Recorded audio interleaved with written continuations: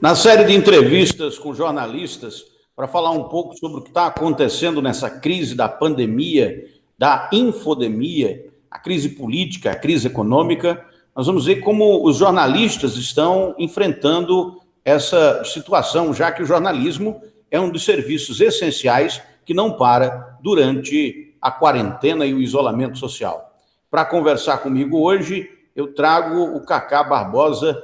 Ele é apresentador da TV Band e âncora da Band News, também tem MBA em marketing político, enfim, um cara radialista, né? Cheio de habilidades. Cacá, esqueci de dizer mais alguma coisa a respeito de você, não? Não, tá tudo certo, tudo em ordem. Um abraço para você, Arquimedes, um abraço a todos aí que nos acompanham. E haja crise, né? E haja crise para a gente acompanhar, haja crise para a gente destrinchar, haja crise para a gente levar para os nossos ouvintes, para os nossos telespectadores, para os nossos internautas. É muita coisa. O contágio com o vírus SARS-CoV-2, que provoca a Covid, já matou, enquanto a gente conversa aqui, mais de 200 mil pessoas pelo mundo. E por que será, Cacá, que algumas pessoas acham que a doença não é uma ameaça real? Eu acho que vem muito da tese do negacionismo, né? As pessoas, elas demoram, eu percebo dessa forma, elas demoram um pouco para aceitar a realidade, isso não é um fato novo. Né? Quando a gente fala muito em... Agora, com a pandemia, a coisa ficou pior, e principalmente aqui no Brasil. Aqui no Brasil, o vírus ganhou partido. Né? O vírus aqui no Brasil é comunista, o vírus aqui no Brasil foi criado pela esquerda, o vírus aqui no Brasil é invenção para derrubar presidente, e não tem nada disso, né? Então, é muito mesmo um negacionismo que o ser humano tem e uma dificuldade de aceitar uma realidade que está aí vista a olhos nus, e aquela tendência de que nunca vai acontecer com a gente, sempre acontece com o outro. Né? Eu enxergo mais ou menos por aí. Tem alguém que você conhece que está doente disso, assim, próximo de você, não? Tem um colega de trabalho, um motorista lá da emissora, tá doente, tá com esse problema. Fora isso, honestamente, não conheço. Mas o que a gente não pode também é negar esses números assustadores da pandemia no mundo todo. Aqui na Paraíba eu sinto que a coisa está mais controlada, graças a Deus. Né? A gente vê Rio Grande do Norte, a gente vê Ceará, a gente vê Pernambuco, a gente vê Amazonas. Amazonas já o colapso, os outros estados beirando o colapso. Aqui, graças a Deus, percebe que a coisa está mais controlada, aqui em João Pessoa são 280 casos, se não me engano. Né? Aí em Campina Grande passou de 30 agora. Então, conheço pouca gente, mas é inegável que a doença é perigosa e não veio para brincar, não. A gente está meio que uma ilha, né? Pernambuco, com o sistema de saúde já colapsando, o Ceará também, e nós aqui no meio, né, numa situação aparentemente confortável, considerando que tem muita subnotificação, já que o Estado não promove teste em massa da população para saber quem tem e quem não tem a doença. Agora é o seguinte, uma estimativa que eu vi da Organização Internacional do Trabalho reporta que os trabalhadores e trabalhadoras mais frágeis, que não possuem vínculos empregatícios, são os mais afetados pelas medidas de contenção do vírus. Como conciliar o trabalho com o contágio? É difícil, né? É difícil, porque tem aquela história, vem a campanha toda do Fique em Casa, né? Vem a campanha toda do Fique em Casa, fique em casa, fique em casa, fique em casa. E aí tem aquela história, puxa vida, o cara precisa trabalhar, o cara precisa ganhar dinheiro, o cara precisa ganhar a vida. E como é que vai ganhar a vida em casa? Né? A gente compreende que realmente conciliar as duas coisas, principalmente para quem é autônomo, para quem trabalha por conta própria, é muito, mas é muito complicado. Né? Eu, particularmente, eu não queria estar na pele desse pessoal. Porque é uma coisa muito difícil, você conciliar saúde e você fazer a pessoa entender que é melhor você estar com saúde e poder trabalhar do que trabalhar e adoecer. Veja que ponto a escolha que nós temos que fazer. O nosso trabalho, o nosso sustento ou a nossa saúde. É uma escolha extremamente injusta, é uma escolha extremamente difícil de fazer, e eu compreendo plenamente quem está indo trabalhar e quem está indo abrir o seu empreendimento, abrir o seu negócio, mesmo que escondido, mesmo que de forma clandestina, desrespeitando os decretos, né, desrespeitando as orientações, porque tem que ganhar dinheiro, tem que trabalhar, tem que botar o pão dentro de casa. Porta fechada, empreendimento fechado, tem pão na mesa. Né? A grosso modo é isso. Então, para conciliar isso, camarada, é difícil. Eu não queria estar na pele desse pessoal, não. Eu estou aqui em Campina Grande, você em João Pessoa, que tem muita pressão, né, para que o comércio reabra. Como é a pressão aí? Não, aqui a pressão não é tão grande. Eu percebo que Campina Grande é uma pressão muito grande, até porque a gente sabe que Campina Grande é uma cidade que tem um perfil diferente. O perfil de Campina Grande é mais comercial. João Pessoa, eu enxergo que como João Pessoa, o centro do poder na Paraíba está aqui em João Pessoa, então tem muito funcionário público, tem muito servidor público, estadual, municipal, federal, que consegue manter a economia girando. Campina Grande eu percebo que não. Campina Grande realmente é uma cidade estritamente comercial, uma cidade extremamente vocacionada para o comércio, para a indústria, para a prestação de serviço. E é compreensível realmente toda essa pressão. Conversei com o prefeito Romero Rodrigues várias vezes sobre a proposta de reabertura do comércio, conversei com a secretária Rosária também sobre a proposta de reabertura do comércio, vi que era uma proposta extremamente pé no chão,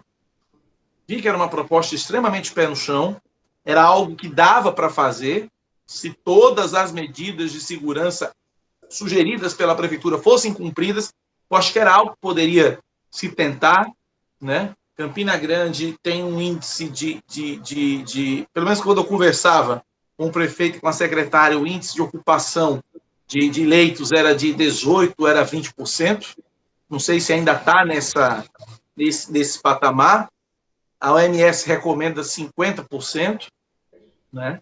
E eu até perguntava à secretária uma vez, secretária, mas quer dizer que quando chegar a 50% fecha tudo? Ela disse, não, menos que isso. Chegar em 30%, 35% a gente já fecha.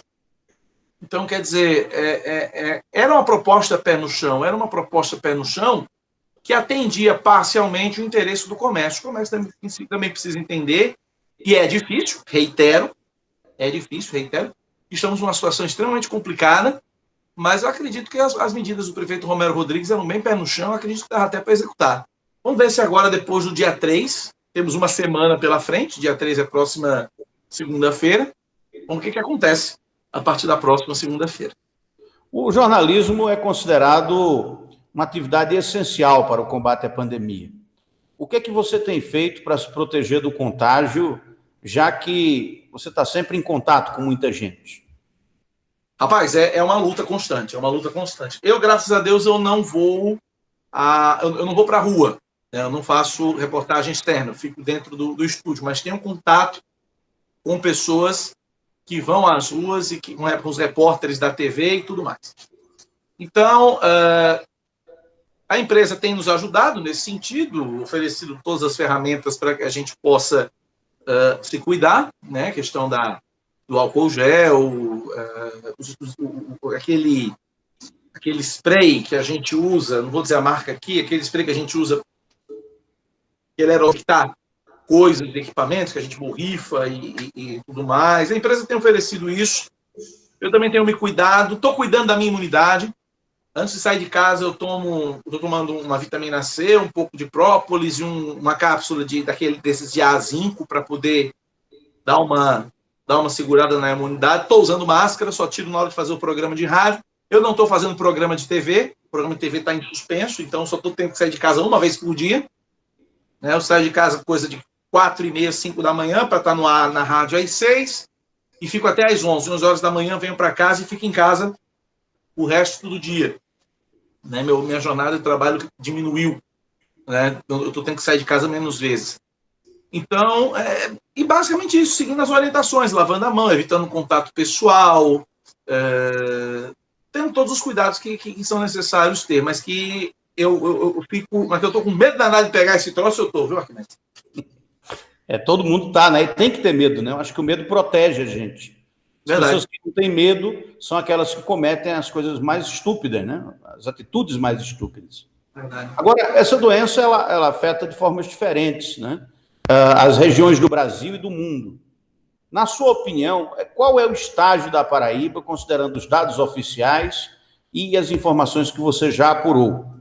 Eu tenho, inclusive, aqui um gráfico que eu queria mostrar para você, que traz algumas informações e talvez a gente possa, juntos aqui... Você está vendo ele? Não estou vendo ele aí, não. Não estou vendo, não. Ah, ele vai aparecer para você agora. Apareceu aí? Apareceu. Estou vendo aqui. Pronto. Aí tem a linha desde o primeiro dia, né? Que a Paraíba teve um caso, até o dia 21 de abril, né? E essa linha vermelha é o número de mortos. Uhum. Essa linha mostra que nós estamos, assim, ainda subindo a ladeira, né? Ou seja, numa linha de contágio crescente, apesar de estarmos, digamos assim, de certa forma, privilegiados em relação aos estados onde a doença avançou mais. Você acha que esse é o momento de relaxar ou de manter as medidas de contenção? Eu acho que ainda não é o momento de relaxar, não, Arquimedes. Eu acho que a curva de mortes realmente ela está bem achatada, e eu acho que ela torço para que ela continue nesse achatamentozinho aí, mas a curva do contágio está bem crescente, e com os testes rápidos que vão começar a ser feitos amanhã, né, essa curva ela tende a aumentar. Eu acho que eu sendo gestor público, seguraria mais uns 10 dias, seguraria mais uns 10 ou 15 dias, esperava o comportamento desses testes rápidos, que ajudaria a diminuir um pouco a subnotificação, e a partir daí começaria a ver se realmente dá para dar uma afrouxada gradualmente, afrouxar aos poucos. Né? Tem muita gente que diz que o problema está concentrado só em João Pessoa. Tem aí uma curva de contágio só da capital, e realmente os casos estão concentrados em João Pessoa. Por isso que muita gente diz que o resto do estado não deveria seguir o mesmo isolamento, o mesmo fechamento. Né? Pois eu estou vendo aqui, na Paraíba toda são 499 casos até ontem, né, até o boletim de ontem, 499 casos, João Pessoa 313. E aí vem Campina Grande com 39, Santa Rita com 37. Né? Então, realmente, os casos em João Pessoa são assustadores, até, né? E eu acho que João Pessoa precisa ter um pouquinho mais de cuidado, João Pessoa precisa dar mais uma segurada. É por isso que eu digo que Campina Grande, a proposta do prefeito Romero Rodrigues em Campina Grande, era uma proposta pé no chão, porque Campina Grande só tem 39 casos confirmados. Né? Bem diferente dos 313 de João Pessoa. Então, eu acho por isso que eu digo, pelo menos em João Pessoa dava uma segurada a mais, esperava mais 10, 15 dias, esperava o resultado desses testes rápidos para ver o que aconteceria mais para frente. Eu não liberava agora, não. Porque tem um risco também de abrir e tá tudo bem, de repente, uma cidade pequena do interior ter 100 casos, né? E não ter uma UTI para atender. Pois e aí você pega, por exemplo, aí na região de Campina Grande, vamos para a região de Campina Grande? A gente tem casos em Campina, tem casos em... Deixa eu dar uma olhada aqui. Gurinhém tem um caso. Que mais aqui? Queimadas tem um caso. Boqueirão tem um caso. Para dar uma exemplificação aí. E tenho certeza, esses casos dessas cidades, Gurinhém, Boqueirão, estão todos em Campina. Não vamos negar isso, não. Estão todos em Campina. Então, tipo, uma cidade dessa, você falou muito bem, uma cidade dessa, pequena, explode o número de casos, expor todo mundo para cidade polo. Mesma coisa no Sertão, na região de Patos, mesma coisa na região de Souza, mesma coisa na região de Guarabira, mesma coisa na região de Monteiro. Então, quer dizer, é preocupante também. É preocupante também. Mas, por exemplo, cidades com um caso só,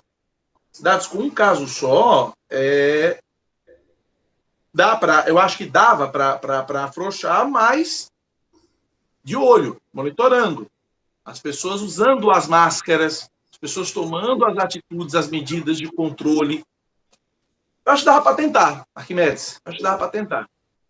O Cacá, só para a gente encerrar, por que no Brasil a pandemia, além de provocar uma crise sanitária, né, e econômica, também está provocando uma crise política que pode, inclusive, ameaçar as instituições democráticas? Por que isso está acontecendo? Eu não sei se eu conseguiria, Arquimedes, associar a pandemia à crise política. Eu não sei se eu conseguiria associar as duas coisas.